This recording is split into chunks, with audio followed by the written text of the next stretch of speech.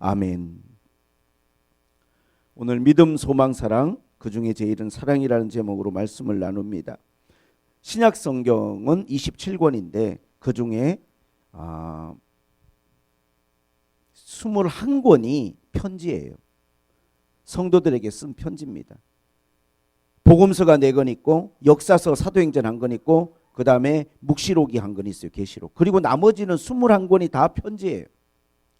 편지라는 것은 뭐냐면 이미 거듭나고 구원받은 성도들에게 보낸 편지 서신이에요. 이미 구원받은.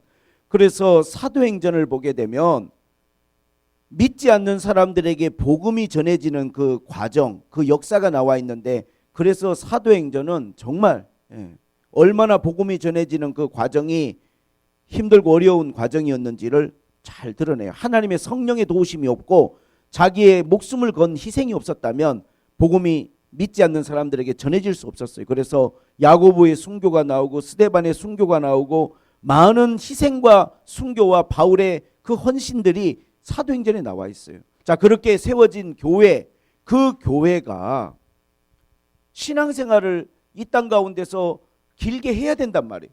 주님 앞에 서는 날까지, 주님 만나는 날까지 신앙생활을 해야 돼요. 우리가 어떻게 신앙생활을 하고 세상을 살아가야 될 것인가, 그 편지가 21권이 신약에 기록되어 있어요. 고린도전서도 어떻게 보면 이미 거듭나고 구원받은 교회에 보내는 편지예요. 바울의 편지. 근데 그 오늘 말씀에 믿음, 소망, 사랑 이 3가지가 항상 있어야 된다는 거예요. 그리고 그 중에 제일은 사랑이라는 거예요.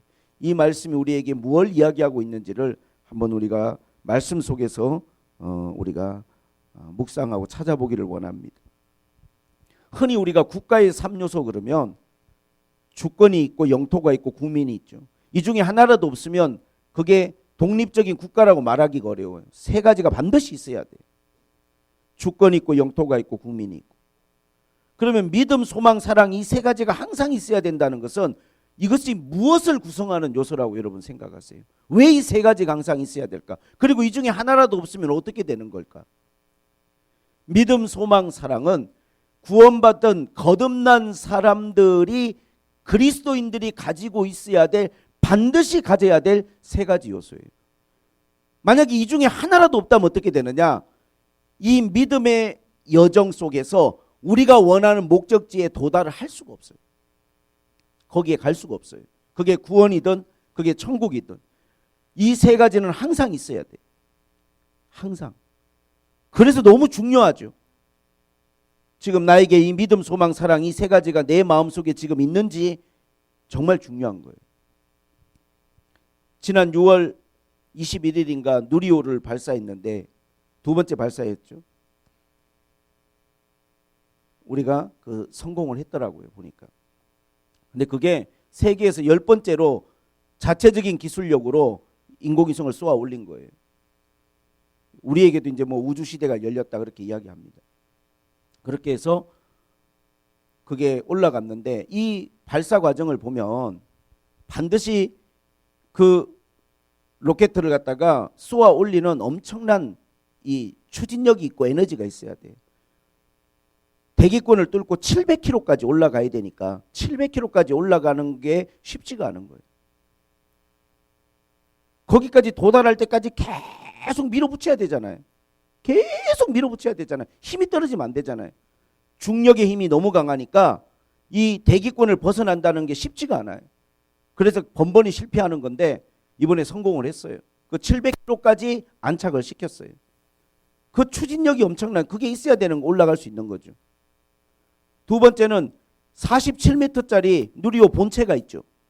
1단, 2단, 3단의 이 본체가 그 열과 모든 것들을 이겨내고 그 대기권을 뚫고 올라가는 거죠. 그 본체가 있어야죠. 추진력도 있어야 되고 본체도 있어야 돼요. 근데 가장 중요한 것은 뭐냐면 그렇게 해서 거기에 올라가서 거기서 뭘 할 것인지 프로그램이 있어야죠. 거기서 임무가 있어야 되고 프로그램이 있어야 될 거 아니에요. 그냥 쏘아 올려서 거기 그냥 공중에 그냥 떠 있는 건 아무 의미가 없죠. 거기 올라가서 거기 존재하는 이유가 있어야 되죠. 모든 것은 그래요. 뭔가가 어떠한 목적지에 도달해서 뭔가를 이루려면 거기에 반드시 필수적인 요소들이 있어야 되는 거죠. 우리가 하나님을 섬기고 이 세상을 살다가 나중에 우리가 천국에까지 도달하기 위해서, 영혼의 구원을 받기 위해서는 믿음, 소망, 사랑이 항상 있어야 돼요. 자, 그 중에 첫 번째가 되는 믿음. 믿음이라는 것은 사실은 이것은 어떠한 영적인 삶의 이것은 시작과 그리고 그것을 마무리 지을 수 있는 힘이에요. 믿음이 없이는 시작도 되지 않아요. 믿음이 없이는 그것은 아무것도 아닙니다. 하나님과의 관계도, 신앙의 시작도 되지 않아요. 여러분이 오늘 이곳에 와서 앉아 있는 것도 여러분 안에 믿음이 있기 때문에, 그 믿음이 겨자씨만한 믿음일지라도 여러분을 이곳으로 하는 것을, 오게 하는 것은 여러분 안에 믿음입니다. 그러나 내가 만약에 어떠한 이유로든지 더 이상 신앙생활을 유지하지 않고 내가 중단한다는 것은 무엇을 의미하는 거냐 하면 그 사람의 마음속에 믿음이 없어진 거예요. 믿음이 없어지면 우리가 하나님 앞에 나아갈 수 있는 힘을 잃어버리는 거예요. 우리가 하나님 앞에 나아간다는 그 자체가 뭐냐 하면 우리 마음속에 믿음이 있는 거죠. 마치 이 누리호가 엄청난 힘으로 저 우주를 향해서 로켓들을 쏘아 올리는 것처럼 믿음이 있어야 우리가 하나님을 향해서 우리가 나아갈 수 있고 우리가 전진할 수 있는 거예요. 멈추지 않고 계속 가려면 계속 우리에게 굳세고 강한 믿음이 필요해요. 근데 그 믿음이 어디서 오느냐? 나에게서 나오지 않거든요. 나에게 믿음이 없어요. 믿음의 근원이 뭐냐? 에베소서 2장 8절에 보니까 너희가 그 은혜로 말미암아 구원을 받았으니 이것은 너희에게서 난 것이 아니고 하나님의 선물이래. 믿음이라는 건 그 이전에 하나님의 은혜가 먼저 있어야 돼요. 하나님이 우리에게 은혜를 베푸니까 우리에게 믿음이 생기는 거예요. 이것은 우리에게서 난 게 아니고 하나님의 선물이라는 거예요. 성경에 믿음이라는 단어가 처음 사용된 것은 창세기 15장 6절이에요. 아브라함이 하나님을 믿으니 하나님을 그걸 의로 여기셨다. 아브라함이 하나님을 믿었다. 아브라함의 마음속에 하나님에 대한 믿음을 갖게 됐어요. 그리고 하나님 그것을 의롭게 여기셨어요. 그 믿음이 어디서 나왔습니까? 하나님이 은혜를 베풀어 주신 거예요. 그를 죄악된 땅에서 불러내시고 그에게 약속의 말씀들을 주시면서 그의 마음에 하나님이 믿음의 선물을 주신 거예요. 이 믿음이라는 것이 구성되는 두 가지 요소는 뭐냐면 히브리서 11장 6절에 너무 잘 나와 있어요. 하나님이 계신 걸 믿어야 돼요. 믿음이란 건 하나님이 계시다. 두 번째는 그분이 자기를 찾는 자들에게 상 주시는 이심을 믿어야 돼요. 하나님이 일하시고 역사하시고 믿음의 역사가 일어난다는 걸 우리가 믿어야 돼요. 이 믿음이 우리 안에 있을 때 우리는 하나님을 향하여 나아갈 수 있어요. 하나님이 계시고 하나님이 우리의 기도를 들으시고 우리를 위해서 일하신다는 걸 우리가 믿을 때 비로소 하나님 앞에 나아갈 수 있는 우리에게 힘이 생기는 거죠. 이 믿음이 없이는 신앙생활을 끝까지 유지할 수가 없습니다. 이스라엘 백성들이 출애굽을 해서 신앙생활을 하면서 그들이 결국 가나안 땅의 문 앞에서 들어가지 못한 건 믿음이 없었기 때문이에요. 마지막 순간 그들은 하나님을 믿고 신뢰하지 못했어요. 믿음은 하나님을 신뢰하는 겁니다. 믿음은 하나님께 온전히 내가 맡길 수 있고 확신할 수 있는 그 마음이 믿음이에요. 아브라함이 하나님을 믿고 자신의 삶을 의지한 것처럼 우리의 마음속에도 하나님에 대한 믿음이 있어야 그리스도인인 것이고 우리가 신앙생활을 계속 지속해 나가고 유지해 나갈 수 있는 거예요. 그 다음에 소망입니다. 소망이라고 하는 것은 무엇입니까?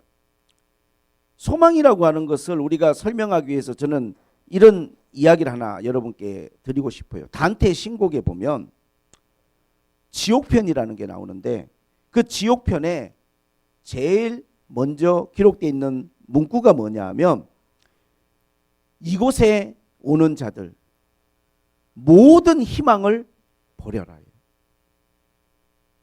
지옥은 한마디로 표현하면 소망이 없는 곳이 지옥입니다. 단 하나의 소망, 단 1%의 소망이 없다. 그러면 거의 지옥인 거예요. 우리가 이 땅을 살아갈 때도 마찬가지입니다. 내가 삶을 유지해 나가는데 소망이 없다 그러면 더 이상 그것을 지속할 우리에게 의미와 힘이 없어지는 거예요. 소망이란 것은 무엇인가를 계속 지속하도록 만들어주는 우리에게 그게 용기가 되는 것이고 그게 우리에게 희망이 되는 거예요. 믿음을 지속해 나가기 위해서 반드시 필요한 건 뭐냐면 소망이 필요해요. 우리가 믿음을 가지고 신앙생활을 하는데 마음에 소망이 없다 그러면 믿음을 지속할 수 있을까요? 아무리 내가 믿음으로 출발해서 열심히 믿음으로 내가 하나님 앞에 나아가는데 내 마음에 아무런 소망이 없다. 내가 어떤 소망의 끈을 붙들고 있지 못하다 그러면 그 사람은 믿음을 지속할 이유가 없습니다. 이 소망이라는 단어가 성경에 처음 쓰인 것은 룻기 1장 12절에 쓰였는데 사실은 이 단어가 이 원어가 먼저 사용된 곳이 있어요. 그것은 요수아 2장 5절입니다. 라합의 이야기에 사용됐어요. 라합이 정탐꾼들을 숨겨둔 다음에 약속을 하나 맺었어요. 창문에다가 줄을 하나 달아놓을 텐데 붉은 줄을 나중에 만약에 이스라엘 백성들이 가나안 땅에 들어와서 여리고성을 쳤을 때 창문에 붉은 줄을 늘어뜨려 놓은 집을 보거든 그 집은 절대 해하지 말고 보호해주고 지켜주고 구원해줄 것을 약속하는 줄이었어요. 그게 바로 뭐냐? 소망이란 단어의 어원이에요. 그게 어원, 줄이에요. 줄. 우리가 믿음을 계속 유지해 나가려면 뭐가 필요하냐면 줄이 필요해요. 내가 그걸 붙들고 소망을 가지고 갈 수 있는 줄이 필요한 거예요. 믿음만 아닙니다. 인생의 삶의 뭔가를 지속하기 위해서는 삶이 지속되려면 소망이 있어야 돼요. 소망. 아무리 힘들고 어려워도 소망이 있는 한 우리는 포기하지 않습니다. 사람들이 왜 삶을 포기하는가 봤더니 소망이 없다라고 생각하기 때문이에요. 실제로는 어떤 경우에도 소망이 없지 않습니다. 소망이 없다라고 내가 생각하고 받아들이는 것은 마귀가 우리에게 주는 그것은 속임수고 거짓말이에요. 아무리 절망적인 상황이라도 소망이 있습니다. 근데 그 소망이 어디에 있느냐? 소망이 어디에 있습니까? 성경은 단언코 우리에게 이야기합니다. 소망은 하나님께 있다. 할렐루야. 성경의 모든 믿음의 사람들은 그렇게 이야기합니다. 소망이 하나님께 있다고. 시편 39편 4절에 다윗은 그렇게 이야기합니다. 여호와여 나의 종말과 연한이 언제까지인지 알게 하사 내가 나의 연약함을 알게 하소서. 주께서 나의 날을 한 뼘 길이만큼 되게 하심에 나의 일생이 주 앞에는 없는 것 같사오니 사람은 그가 든든히 서 있을 때에도 진실로 모두가 허사뿐이니. 인생의 쓴맛, 그냥 고통, 정말 인생의 허무함, 그냥 인생의 한 뼘 길이밖에 안 되는 것 같은 그러한 정말 무의미하고 괴로움을 느끼지만 그런데 다윗이 뭐라고 말하느냐? 주여 이제 내가 무엇을 바라리요? 나의 소망은 주께 있나이다. 다윗은 그렇게 고백해요. 소망이 주께 있다는 거예요.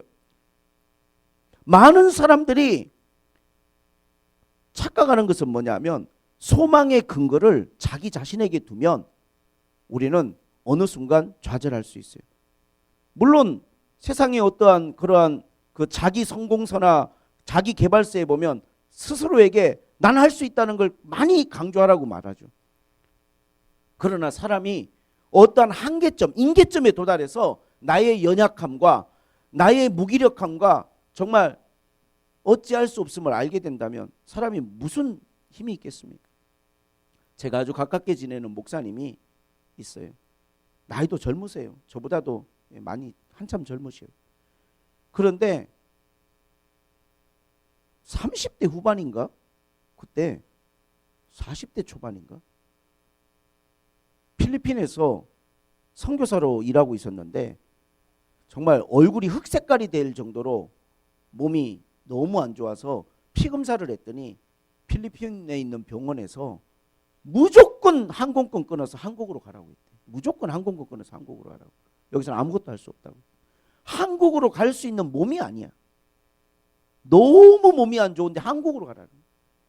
그래서 한국에 간신히 아내와 아이들 다 두고 자기 혼자 티켓 한 장 구해서 와서 병원에 가서 큰 병원에서 검사를 했는데 A형 간염이 너무 심해져 가지고 간이 정말 손을 딱 대면 으스러지고 부스러져 버릴 정도로 망가져서 새카맣게 간이 죽어버렸대. 새카맣게. 1%도 간이 가능성이 없는. 그렇게 될 때까지 본인이 젊으니까 아픈데 참고 견딘 거예요. 버틴 거예요. 의사가 그랬대요. 손을 대면 으스러져 버리고 부스러져 버릴 정도로 간이 망가졌다고. 오늘 밤을 넘기기도 쉽지 않다고. 간 수치가 최악인 거예요. 의사가 그렇게 말을 한 거예요. 아내는 필리핀에 있는데. 사람이 이런 상황에서 나를 믿고 나에게 어떤 가치를 부여하고 소망을 갖는다는 것은 거의 불가능한 것입니다. 그 목사님이 그 말을 하더라고요. 의사가 그랬대요. 오늘 12시까지 이 간 수치가 만약에 안 떨어지고 이대로 유지되면 가능성은 전혀 없습니다. 당신 아마 내일 죽어도 이상하지 않습니다. 12시. 밤 12시. 응급실에서 그래서 자기가 누워있다가 이게 커튼을 두르고 그 침대에 무릎을 꿇고 하나님께 기도했죠. 오늘 이 다윗이 기도한 게 그거예요. 인생이 한 뼘 길이밖에 안 되는 것 같고 내 연약함을 내가 느꼈어요. 내가 아무것도 할 수 없는 무력한 존재라는 것을 하나님 앞에서 깨닫고 무릎을 꿇고 하나님께 기도했어요. 하나님께서 은혜를 베푸시고 저를 살려주시며 주님 위해서 열심히 살겠습니다라고 정말 하나님 앞에 눈물로 간절히 기도했죠. 처자식이 눈에 밟히고 그 남매가 있는데 어린애들이 아내가 눈에 밟히고 계속 30분에 한 번씩 피를 뽑아가는데 수치가 떨어지지 않아요. 마지막 뽑아간 게 11시 30분에 뽑아갔는데 의사가 와가지고 수치가 약간 떨어졌는데 한 줄기 조그마한 희망이 보인다고 그랬대요. 조금 떨어졌다고. 근데 그 다음 날부터 회복되기 시작하는데 정말 계속 조금씩 회복되고 좋은 음식 먹고 기도하면서 회복되어서 지금은 정말 건강하게 하나님이랑 그 간정을 저한테 하면서 정말 하나님의 은혜가 아니면 살 수 없다는 거예요. 살 수 없다는 거예요. 필리핀에서 한 번은 사역을 하는데 아이들을 데리고 바다에 물놀이를 갔는데 거기에 무릎까지 이렇게 배 있는 데까지밖에 안 오는 이 산호 군락지여 가지고 되게 물도 깨끗하고 있는데 그 끝에 가면 바다로 쑥 들어가는 절벽이 있어서 절대 거기는 못 가게. 거기 사는 사람들도 거기는 안 간다는 거예요. 그래서 물놀이 하면서 애들한테 그 경계를 주고 여기서 안전한 곳에서 하고 있는데 애 2명이서 거기를 간 거예요. 6학년 애들인데. 엄마도 왔대요. 근데 갑자기 거기가 뭐가 있냐면 물이 갑자기 깊어지면서 굉장히 물살이 이렇게 사람을 그냥 거기 딱 들어가는 순간 휘감고 그냥 바다 쪽으로 끌고 가버리는데 애들이 2명이 빠져버린 거예요. 거기. 근데 자기가 막 산호 쪽이라 발에 막 피가 나는데 막 그 아랑곳 않고 막 애들을 부르면서 갔는데 안 보이더래요. 벌써 애가 없어졌어. 캄캄한 사역하는데 그 어머니 얼굴이 떠오르면서 깜깜한 절망이 막 밀려오는데 죽음이란 게 그런 거잖아요.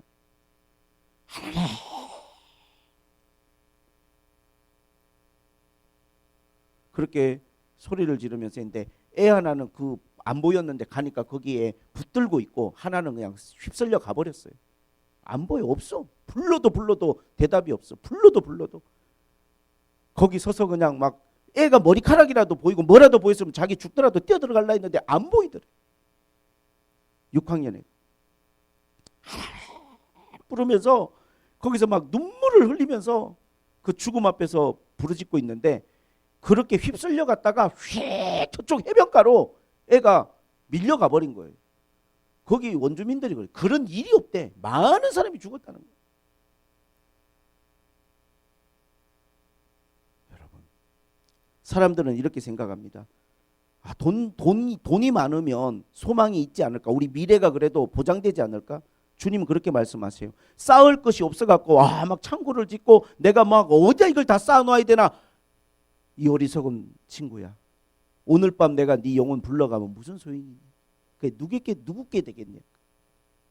그게 소망이 거기 있냐? 소망이 젊음에 있습니까, 여러분? 20살 이런 친구들 보면 막 그 젊으니까 요즘 뉴스 안 보셔요? 소망이 젊음에 있는 게 아니에요. 젊은이들도 그냥 무참히 쓰러져 갑니다, 여러분. 다윗은 그렇게 이야기합니다.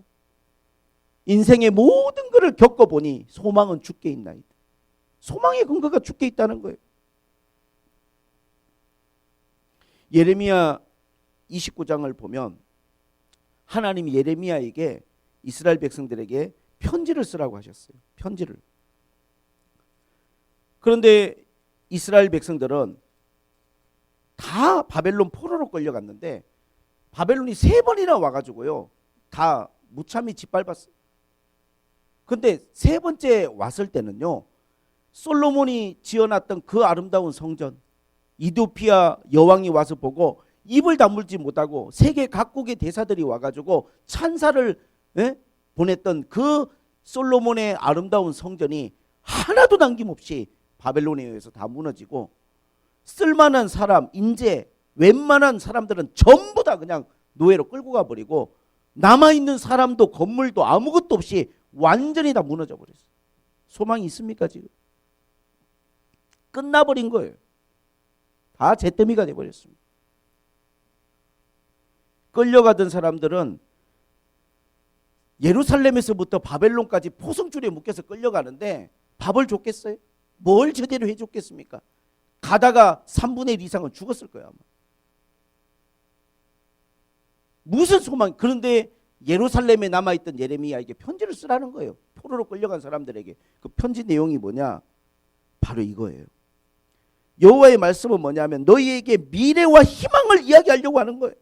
너희가 비록 죄로 말미암아 우상 숭배로 말미암아 하나님 의지 않고 네 힘으로 하려고 하는 그 모든 잘못으로 말미암아 징계를 받고 있지만 그러나 나는 너희들에게 재앙이 아니라 희망과 미래에 대한 이야기를 하고자 한다. 12절 너희가 내게 부르짖으며 내게 와서 기도하면 내가 너희들의 기도를 들을 것이요 너희가 온 마음으로 나를 구하면 나를 찾으면 찾을 것이고 만날 것이다.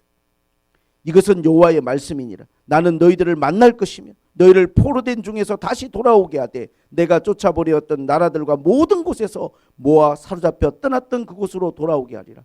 여호와의 말씀이니라. 반드시 회복될 거라는 거예요. 반드시 돌아올 거라는 거예요. 뿐만 아니라 너희들이 기도하고 부르짖으면 만나줄 거라는 거예요. 너희들을 도와줄 거라는 거예요. 내가 가만히 있지 않을 거라는 거예요. 난 너희들의 하나님이라는 거예요. 하나님은 그들에게 희망을 주셨어요. 구원의 줄을 내려주신 거예요. 사람들은 말합니다. 희망이 없다라고. 살면서 지난 날들을 돌이켜보면 진짜 힘들고 아프고 괴로웠던 순간들이 많은데 그 지나왔던 삶이 지긋지긋하거나 생각하기도 싫은 끔찍한 순간들이 아니라 지나온 모든 순간들이 감사고 은혜고 간정이에요. 왜 그런가 생각을 해봤더니 그렇게 힘들고 어려웠는데도 소망이 없었던 적은 없는 것 같아요. 그렇게 가난하고 그렇게 힘들고 그렇게 어려운데도 마음에 항상 소망이 있었기 때문에 그 시간들이 지금 와서 이렇게 뒤를 돌아봤을 때 막 지긋지긋하거나 끔찍하거나 그렇지 않아요. 근데 요즘 젊은이들이 많이 쓰는 말이 헬조선 그러잖아요. 헬조선이 뭡니까? 지옥 같다는 거예요. 단테의 신곡에 나오는 소망이 없다는 거예요. 희망이 없다는 거예요. 그렇게 받아들이는 거예요. 젊은이들이. 그렇게 받아들여버리면 여러분 삶이 어떻게 느껴지는 줄 아십니까? 지긋지긋하게 느껴지는 거예요. 끔찍하게 느껴지는 거예요. 저는 이게 가장 문제라고 생각을 해요. 아무리 힘들고 어려워도 소망이 있는 한 우리의 삶은 지긋지긋하거나 끔찍하지 않습니다. 그 소망의 끈을 붙들고 우리가 하나님 앞에 나아갈 지속할 우리에게 용기가 있고 힘이 있어요. 소망은 그런 것이죠. 이 소망이 있어야 우리가 이 믿음의 삶을 계속 유지해 나갈 거 아니에요. 지금 소망이 있어야 가정을 유지하고 내 인생을 유지할 거 아닙니까? 소망이 없다라고 말하는 사람들은 소망을 딴 데 두니까 하나님이 아니라 돈에다가 두고 자기의 어떠한 가치에다 두고 그런 데다 두니까 소망이 없다라고 결론을 내리는 거예요. 근데 다윗은 보세요. 가장 절망적인 상황에도 소망은 주께 있나이다. 주께 있다는 거예요. 소망이. 할렐루야. 그렇게 믿으시기를 주님의 이름으로 축복을 드립니다. 이런 말 절대 하지 마세요. 가능성이 없다. 안 된다. 그건 여러분들이 소망을 사람에게 두니까 그런 것이고 여러분 자신에게 두니까 그런 거예요. 소망을 주님께 두면 소망이 없다는 말 어떻게 할 수 있습니까? 주님은 무한한 능력을 가지신 분이시고 무한한 사랑을 가지신 분인데 다 하실 수 있는 분인데. 자, 그리고 그 중에 제일이 사랑이. 이렇게 믿음도 중요하고 소망도 중요한데 그 중에 제일은 사랑입니다. 사랑. 사랑이라고 하는 이 단어가 제일이다. 사실 여기서 제일이라고 하는 말이 제가 원어를 찾아보니까 메이존이라는 말인데 제일이라는 게 이 메이존은 원래 메가스라는 말에서 헬라어에서 왔어요. 메가스가 뭐냐? 영어 메가톤 여러분 그거예요. 엄청나게 큰 사랑이 그냥 엄청나게 큰 거예요. 그거는 어마무지한 파괴력과 능력을 가지고 있는 게 사랑이에요. 사랑의 원자탄 그러잖아요. 손양원 목사님의 책 제목이. 메이존이라는 게 뭐냐면 우리가 흔히 메이저리그 그러죠. 메이저 뭐예요? 가장 최상의 가장 중요한 사랑이 바로 이 메이저예요. 메가톤이에요. 그냥 사랑은 믿음도 중요하고 소망도 중요하지만 사랑은 그 중에 가장 메이저 메가톤이에요. 아무리 믿음이 있고 소망이 있다고 해도 사랑이 없으면요 이게 뭐가 될까요? 여러분 믿음이 되게 좋은데 사랑이 없으면 어떻게 되는 줄 아십니까? 믿음이 있는데 사랑이 없으면요 그 믿음이라고 하는 것이 정말 심각한 부작용과 문제를 만들어냅니다. 바리새인들 아시잖아요. 바리새인들 믿음은 있지만 사랑이 없어요. 항상 다른 사람을 판단하고 비난하는 율법주의가 돼버리거나 아니면 진짜 무슨 IS 같은 극단주의자 그 믿음은 있지만 사랑 없자 인정사정 없잖아요. 여러분 종교개혁을 했을 때 그때 당시에 구호가 뭔지 아세요? 오직 믿음 오직 성경이었어요. 근데 참 이상한 게 오직 사랑은 빠져 있더라고. 오직 믿음 오직 성경 이게 종교개혁자들의 구호였어요. 그래서 그 믿음과 그 진리로 종교개혁을 했는데 종교개혁을 하고 난 다음에 그들이 30년 동안 종교전쟁을 했거든요. 근데 얼마나 그들이 정말 인정사정 없이 살벌하게 종교재판에서 많은 사람을 죽인 줄 아십니까? 왜? 믿음으로 할 수 있는 일들이 있어요. 진리를 가지고 우리가 할 수 있는 일들이 있습니다. 근데 아무리 믿음으로 목숨 걸고 종교개혁을 했어도 마음에 사랑이 없으면요 그것이 산을 옮길 만한 믿음이 오늘 고린도전서 13장에 산을 옮길 만한 믿음이 있어도 아무 소용이 없는 거예요.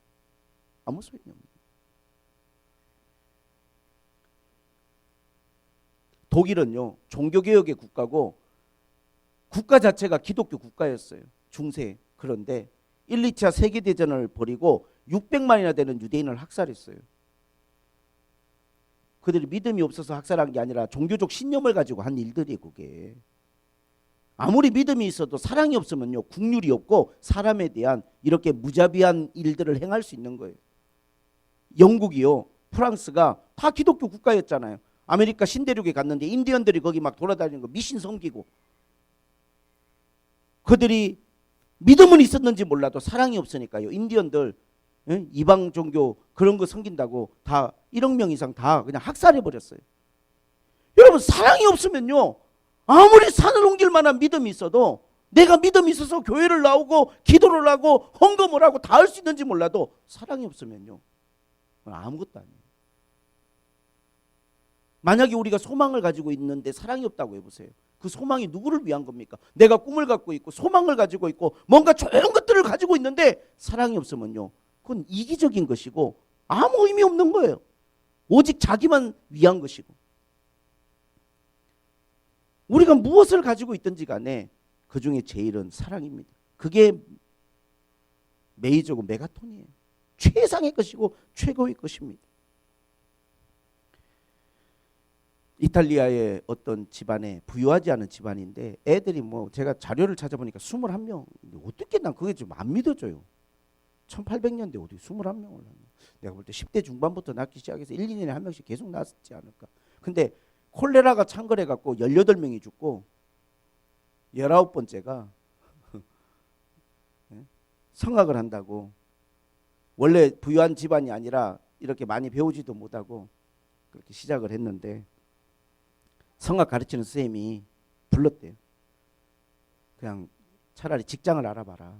네 목소리는 저기 창문에서 막 이렇게 바람 소리 들리지. 어? 막 아주 거친 바람 소리 같은 그 목소리는 절대 성악을 못한다. 그러니까 포기해라. 그리고 일자리 알아봐라. 이렇게 냉정하게 이야기하고 보내버린 거예요.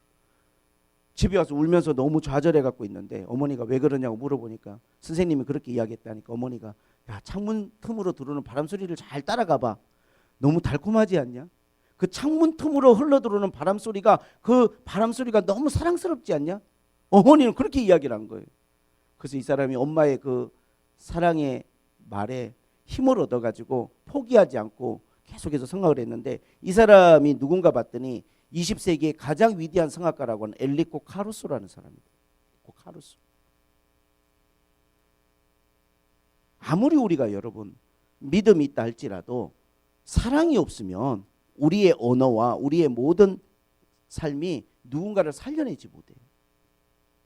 사랑만이 살려낼 수 있고 하나님의 뜻을 이룰 수 있습니다. 그런데 이 사랑은 어디에서 오는 걸까요? 요한일서 4장에 보니까 성경 그렇게 이야기합니다. 사랑은 여기 있으니 그렇게 선포를 해요. 사랑은 여기 있으니 우리가 하나님을 사랑한 게 아니라는 거예요. 하나님이 우리를 사랑하셔서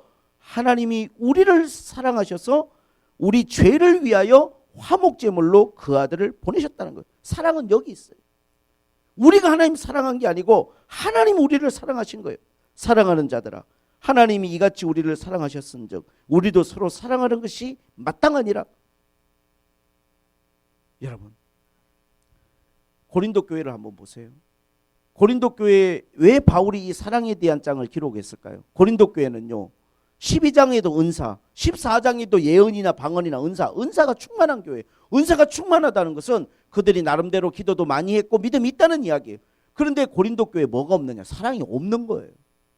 왜? 고린도 교회는 파벌로 싸우고 서로 미워하고 경쟁하고 교회가 이 모양이에요. 세상에 죄들이 들어와 있고 서로 비난하고 오죽하면 자기들에게 교회를 세우고 그들에게 기도하고 목회하는 사도 바울까지도 공격의 대상으로 삼는 고린도 교회.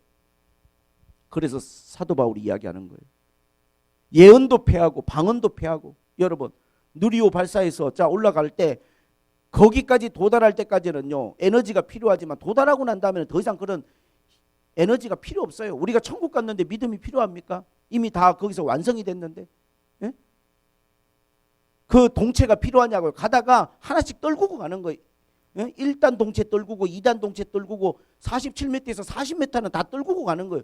나머지만 가는 거예요. 정말 거기 가서 뭐만 남아있느냐? 중요한 소프트웨어만 남아있는 거예요.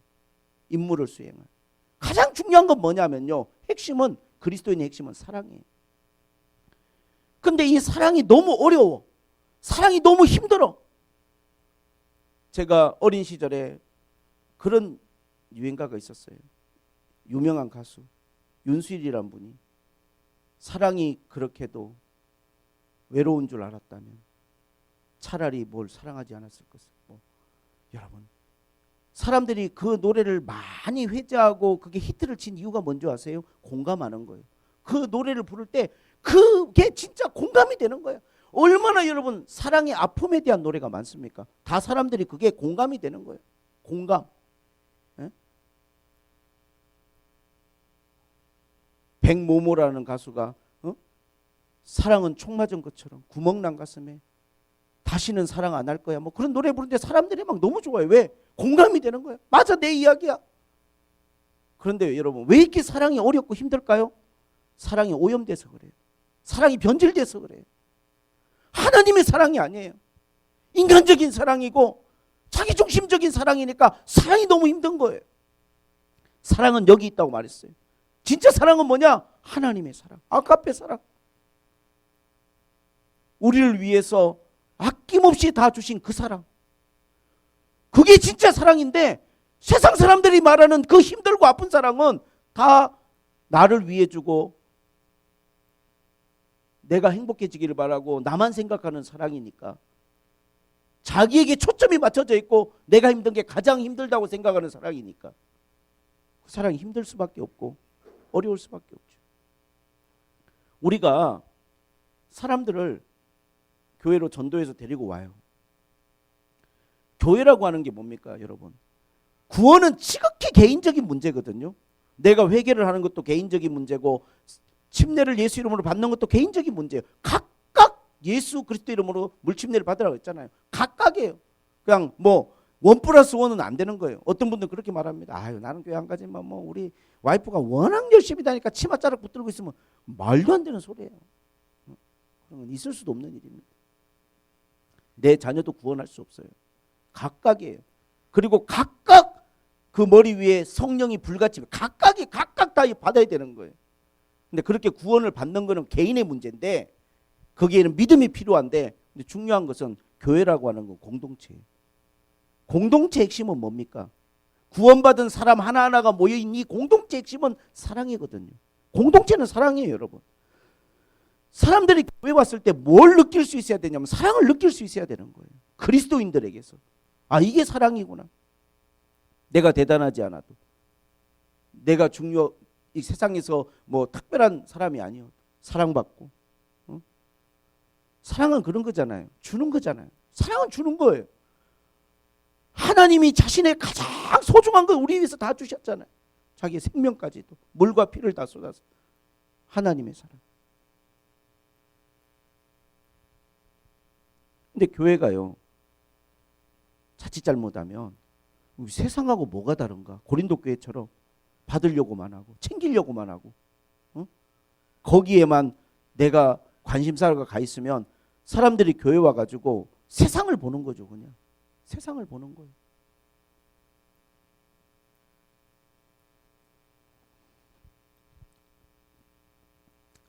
그런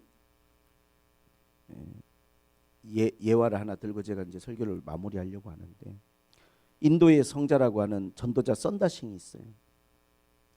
선다싱이 이 인도에서 복음을 전하다가 네팔 쪽으로 말씀을 전하고 전도하러 가는데, 친구 한 분하고 동료와 같이 눈길을 헤치고 가는데 눈바람이 막 부는 거죠.